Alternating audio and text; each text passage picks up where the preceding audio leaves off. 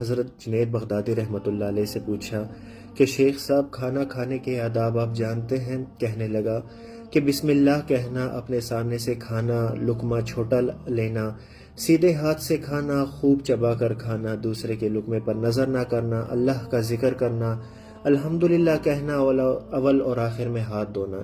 تو اس کے بعد بہلول نے جواب دیا کہ لوگوں کے مرشد ہو اور کھانے کے آداب نہیں جانتے۔ اپنے دامن کو جھاڑا اور وہاں سے اٹھ کر آگے چل دیے۔ شیخ صاحب بھی پیچھے چل دیے۔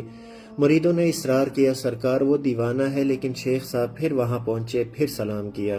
بہلول نے جواب دیا سلام کا، اور پھر پوچھا کون ہو؟ کہا کہ جنید بغدادی، جو کھانے کے آداب نہیں جانتا۔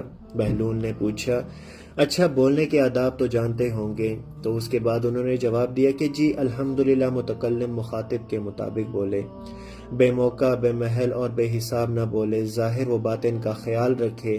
بہلول نے کہا کھانا تو کھانا، آپ بولنے کے آداب بھی نہیں جانتے؟ بہلول نے پھر دامن جھاڑا اور تھوڑا سا اور آگے چل کر بیٹھ گئے۔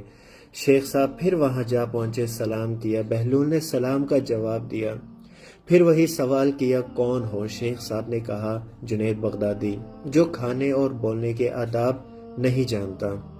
بہلول نے کہا کہ اچھا سونے کے آداب تو آپ جانتے ہی ہوں گے، وہی بتا دیں۔ انہوں نے جواب دیا کہ نماز عشاء کے بعد ذکر، تسبیح، سورہ اور وہ سارے آداب بتا دیے جو روایات میں ذکر ہوئے ہیں۔ بہلول نے کہا کہ آپ یہ بھی نہیں جانتے کہ آخر ہم کیسے سوتے ہیں اور سونے کے آداب کیا ہے؟ اور اس کے بعد اٹھ کر وہاں سے چلنا ہی چاہتے تھے کہ شیخ صاحب نے دامن پکڑ لیا اور کہا کہ جب میں نہیں جانتا تو بتانا آپ پر ہی واجب ہے۔ بہلول نے کہا جو آداب آپ بتا رہے ہیں وہ فرع ہے، یعنی کہ وہ ضروری ہے، اور اصل کچھ اور ہے۔ اصل یہ ہے کہ جو آپ کھا رہے ہیں وہ حلال ہونا چاہیے، حرام نہیں۔ لقمہ حرام کو جتنا بھی آداب سے کھاؤ گے وہ دل میں تاریکی ہی لائے گا، نور و ہدایت نہیں۔ شیخ صاحب نے کہا جزاک اللہ خیر۔ بہلول نے کہا کلام میں اصل یہ ہے کہ جو بولو اللہ کی رضا و خوشنودی کے لیے بولو۔ اگر کسی دنیاوی غرض کے لیے بولو گے یا بےہودہ بولو گے تو وبال جان بن جائے گا۔ سونے میں اصل یہ ہے کہ دیکھو دل میں کسی مومن یا مسلمان کا بغض لے کر یا حسد و کینہ لے کر تو نہیں سو رہے، دنیا کی محبت، مال کی فکر میں تو نہیں سو رہے، کسی کا حق گردن پر لے کر تو نہیں سو رہے۔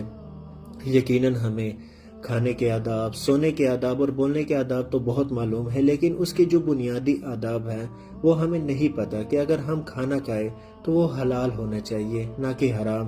اگر ہم بات کریں تو اس میں ذکر اللہ ضرور ہونا چاہیے، اور اگر ہم سوئیں تو سونے سے پہلے جیسے کہ روایات میں ہے کہ سب کو معاف کر کے سونا چاہیے، جس سے اللہ تعالیٰ راضی ہوتے ہیں۔ اللہ پاک عمل کرنے کی توفیق عطا فرمائیں۔